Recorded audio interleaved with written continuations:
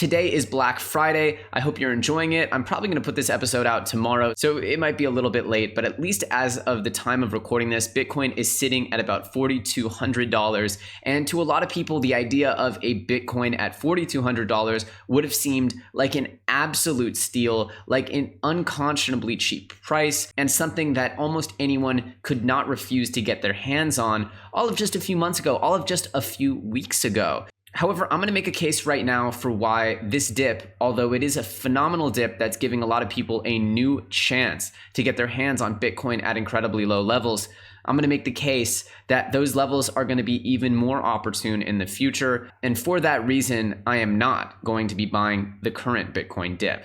When looking at historical Bitcoin dips, we can see that today's dip that we've experienced since, mid-December of last year, that we're still in the midst of experiencing, has gone down about 80% at its maximum, going from essentially 20K all the way down to 4K. Now, we've seen a few other huge crashes or extreme corrections, whatever you want to call them, in the crypto space, starting in 2011, then again in 2013, and again lasting at the end of 2013 all the way till, mid-2015. So that was really one of the most extreme ones, and that's really the nuclear bear market that everyone's kind of hoping we're not in, but increasingly it seems to be the case that we are in a protracted bear market, and that the continuation of loss in Bitcoin valuation and price seems to indicate that even if we start turning this ship around, it's going to be quite a while before the exuberance can get back into the market, mainly to do with the market psychology, the game of psychology and human psychology that takes a while to reverse. It goes from desperation to disbelief, and then eventually the buying pressure just ramps up and people think it's a brand new bull run. If you are a sharp-eyed viewer, we are clearly not the most significant of the Bitcoin crashes, even though we had the most significant run-up, or one of the most significant run-ups,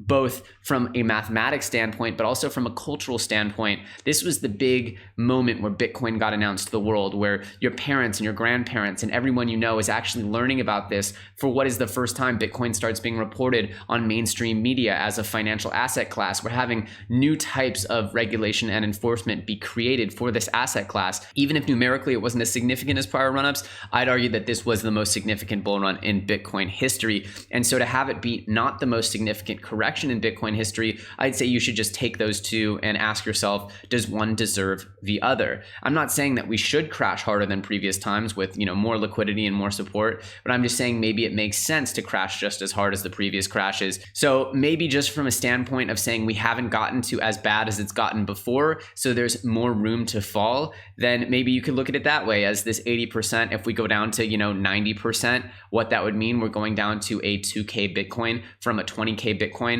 If we go down to 95%, of course, that would be down to a 1K Bitcoin, around there. But that's not really, as scientific as just generally looking at what's happened before and saying, could this happen again? Now, what really does bother me right now is the fact that we're seeing a lot of crypto hedge funds, which a lot of them got set up in the latter half of 2017 towards what we now know to be all-time highs. And that, of course, sets up quite a bit of room for losses. A lot of these hedge funds, the way they work is that the managers of the hedge funds take a fee based on the amount of money made. So when these hedge funds don't do well, like I couldn't imagine any hedge fund doing well throughout 2018 that is invested 100% in crypto assets. It's almost impossible to think that they could have bought and sold and played the game in any way that would have been a winning game. So in my mind, almost all of these hedge funds are down. Now, when you look at a hedge fund that's down, that means that the managers of those hedge funds are not going to get paid. And even if they roll over into next year and they start doubling or tripling, if you've seen, there's a chart I'm going to put up that shows you what percentage gains you need to offset certain percentage losses. And when you get to 70% losses and you're sitting on 30% of where you were, you need to go up by like 300% or more about there to end up recouping back to just where you were. So they could have a 300% year on all of their assets next year and still be at break even or a loss even for some of their assets. That would mean that they could have in any other markets an absolutely astronomical year and still not get paid. So what does it make more sense to do? To roll over these losses into another year and hope to fight your way out of the hole, or to call it a loss, in the end, remember, this isn't their money. These are other people's money that they're investing, for the most part, the managers. They call it off, they shut down the fund, and in doing so, they most likely liquidate whatever's left and just call it a loss, and then move on from there, reopen, even if they reopen immediately, and now they get to start fresh at the bottom of the market and grow with the market, and all of a sudden they're getting paid for that entire next year of growth. They're getting paid relative to that. So what I would say is I'm really worried right now that these hedge fund managers are just going to shut down, liquidate, and as they liquidate, create an incredible amount of selling pressure, even more so than exists right now on the market, because it's just not profitable or wise to continue on into next year. So we're right here at the end of November. It could be within the next 30 days that we see a lot of these hedge funds just shut it down, because there's no way that they can actually win, or the actual people running it, there's no way that they can win, I think is the more accurate way to put it. And that's what scares me the most, is thinking that these funds, which have a tremendous amount of power and capital in these markets, in very illiquid markets, will have the ability to create just a ton of pressure, downward pressure on the price. And I do not believe that this trend has taken hold yet. I think we're still looking forward to this. We also recently sustained yet another tremendous and somewhat devastating hit to the Ethereum prices. And I think that has something to do with the fact that ICOs are still not yet done selling their reserves of ETH. So if you'd imagine that most of the ETH, or quite a bit of the ETH, at one point, maybe a quarter of the Ethereum in circulation, maybe now closer to, 5% of the Ethereum in circulation, 5 to 10%, is held by ICOs that had done their token sales and raised their financing through Ethereum, are still holding on to a lot of those reserves, because up until recently, that was a great strategy. It was hold your ETH, and even if you raised $1 million, it becomes 2 or 3 million over time. Well, guess what? That strategy has dried up, and now we're looking at ICOs that are desperate, have made tons of promises to the world, and need to protect whatever runway they have left by just liquidating and getting whatever money they can get into a more stable currency, just so that they can at least continue building and keep the lights on. So between these hedge fund managers and ICOs that are selling, I feel like the downward selling pressure on the market is not going to stop, at least not in the next 30 to 60 days. On top of this, just revisiting the hedge fund thing for a second here,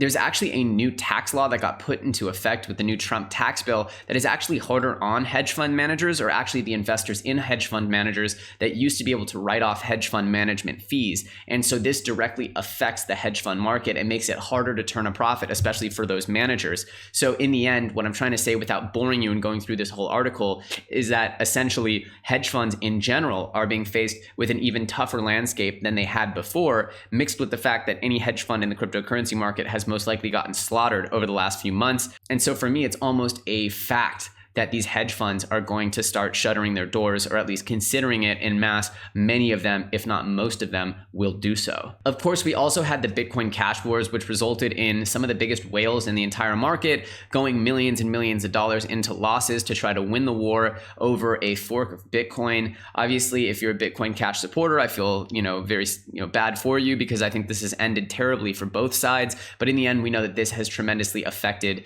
the price of Bitcoin in the entire market, and really just the morale of the market with the juvenile sort of infighting. It starts to feel like, wow, we're really having this Bitcoin Cash war is dragging down the whole market. It's not quite proven that Bitcoin Cash has driven down the market, but it's certainly convenient timing that right around the time of this hard fork, Bitcoin's price just kind of fell out.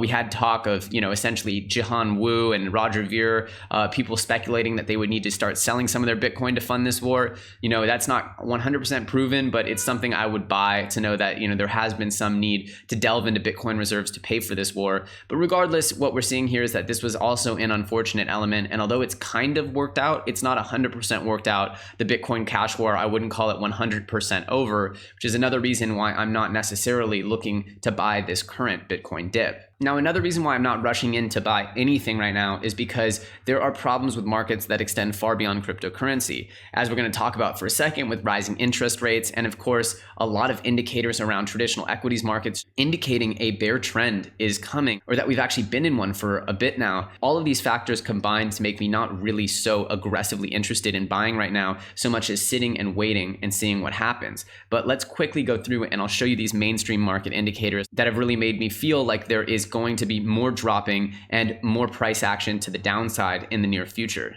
So beyond the rising interest rates that we all know about and the tightening on the US economy that many experts consider overheated or overcooked, we can now see here in some charts that buy the dip, quote, is a dead strategy, not just in crypto, which, by the way, I'm not going to hate on anyone in particular, but when you hear crypto, YouTubers or personalities talking about buying the dip is a strategy for the bull market. That's what it's for. When the market's going and it's bulling, then when you see a dip, you buy it because you're supposed to see it come right back up again. It's not buying the dip when you buy it and then a year or two later it goes up. That's just buying in a bear market. That's just buying at a low price. You're not buying a dip. That's not a dip. That's just a bear market price. So buy the dip, in my humble opinion, has been dead since January. It's been done. There is no dips. And just so you know, buy the dip is dead right now in mainstream markets as well. If you look here, this is a chart showing the average daily return if a previous week return was negative. And you can see that since 2002 here, every year has at least been neutral. Even in, you see like in 2004 here or 5, you see it go a little bit to, the neutral, but every year has been a great amount of return. If the previous week was negative, you would usually get a nice little pop on the next week. Therefore, if you buy the dip, you should get a little bit of increase in price action. But if you look at 2018, we have a negative increase in price action once you buy after the previous week was negative. And when you have a negative after a negative, that means that you're not buying dips. You're just buying it on the way down. And, essentially this whole article is just meant to explain exactly that. Buy the dip is essentially dead, and this is according to a chief Morgan Stanley analyst. I'm not going to go too much more into this. You guys get it. Essentially, buy the dip works when the markets are bulling. Buy the dip doesn't work when the markets are bearish. And right now the markets are bearish globally. Right now, the markets are bearish in the equities markets. Interest rates are tightening. It's looking like a lot of asset corrections are happening. So it wouldn't surprise me to see that in mainstream markets, as well as the crypto markets, things are going to start getting a little bit boring and quite a bit bearish. Furthermore, I'm sure you guys remember the Chinese New Year crash that seems to occur in, it's certainly happened in 2015, 2016, 2017, and 2018. We definitely saw a huge dip right in January. Personally, I think that even if people believe that China is more or less out of the market, I don't believe that they're out of the market. I believe that they're still participating behind the scenes in a very significant way. And that even if it's not as significant, we're going to see some kind of a dip in January, as is usual with the crypto markets. So obviously, as we're looking towards the end of this year, we have the historical Chinese New Year's dip in January coming up. And that's even after we're looking at more selling pressure from crypto hedge funds that are probably closing. We're looking at Bitcoin cash wars that are largely still kind of unresolved, still continuing. We're not sure where that buck is stopping. We're looking at a lot of downward selling pressure currently on the market, and probably a lot more ramping up. ICOs that are still potentially going to panic sell a bit more. I personally love a good buying opportunity, but I like to know that things are a little bit stabilized towards the bottom before I do so. To me, I want to see that this market, hits a bottom that feels like actually these negative factors have sort of run out of steam. But right now, just from a logical standpoint, I can see a lot of reasons why people may continue to sell Bitcoin. I'm going to be doing an interview on Monday with the Bloomberg analyst that called for a 1.5K Bitcoin. We're going to see what he has to say. I'm very curious what he has to say. But for right now, I'm not going to be buying this Bitcoin dip because I believe that it's going to be going quite a bit lower. And I don't want to be a negative Nancy here. I just want to express to you guys what I'm feeling, hopefully give you guys some perspective. I know that as Bitcoin tends to plummet in price, there seems to be some urge of feeling like you're going to miss some incredible opportunity if you don't hit click and buy really quickly. But I believe that there's going to be quite a bit of opportunity. I think that this bearishness is going to go on for at least another couple of months, and that because of that, you're going to have plenty of opportunities to buy at this or lower or pretty depressed levels here. So I wouldn't advise anyone, obviously nothing in this is professional financial advice. This is all my opinion, but I don't believe that anyone should be rushing in to buy right now because I think there's quite a bit further down to go. I don't know how much further down, but based on a combination of all these factors, I have to say that I'm not in a rush here to buy up some Bitcoin. I am excited to buy it up in the future as I see some of these factors start to erode, as I see maybe some crypto hedge funds close down, maybe some new ones open up. Maybe we hear that ICOs have almost run out of all their ETH reserves. Maybe when we hear that the mainstream markets are starting to stabilize and maybe even grow a little bit there. I just want to know that there has been some stability in external factors as well as internal factors, and that would make me more excited to hop in and buy. Obviously, we're going to give you a little bit more of a quantitative approach as I talk to this head Bloomberg analyst, but that's my take on it, and that's why I'm not rushing in to buy this Bitcoin dip. Do you guys agree with what I said here? Do you disagree? Do you refute some of the factors that I cited? Let me know in the comment section below. You know I'm always very curious what you FUD Nation thinks. If you guys are not subscribed to this channel, I encourage you, hit that sub button and click that little bell notification. That way you're made aware whenever I put out new content. As usual, I'm Elio Trades, you're watching FUD TV, and I'll see you very, very soon on the next episode.